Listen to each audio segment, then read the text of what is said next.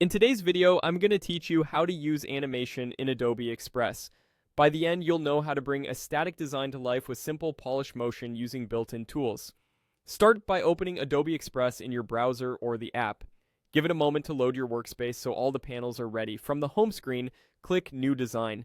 This opens a fresh canvas and gets you into the editor, where you can work with templates and your own content without any setup headaches. When the editor appears, select the sample option. These are ready-made templates that give you layout, fonts, and color ideas right out of the gate. Picking a sample saves time and helps you focus on animation rather than starting from a blank page.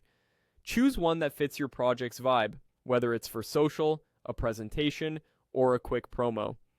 With the template loaded, add content to make it yours. Update the text, adjust colors, and rearrange elements to suit your message. Keep your main subject or headline clear and centered so the animation enhances, not distracts. This is also a good moment to think about visual hierarchy, what you want the viewer to notice first. Now, click Media. You'll find this in the toolbar, and it's your gateway to images and videos. In the Media panel, select any photos you want to use. You can browse available libraries or bring in your own. Pick an image that supports your story and has enough negative space for text if you're combining both. Click the photo to place it on your canvas. It will drop right into your design. Resize and position it by dragging the corners, and use alignment guides to keep everything neat. If it covers important text, try sending it backward or scaling it down slightly so the layout stays balanced. With the image selected, click Animation. You'll see animation options designed for quick, professional motion.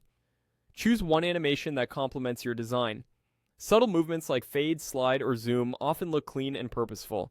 If controls are available, keep the speed moderate so the effect feels smooth and readable.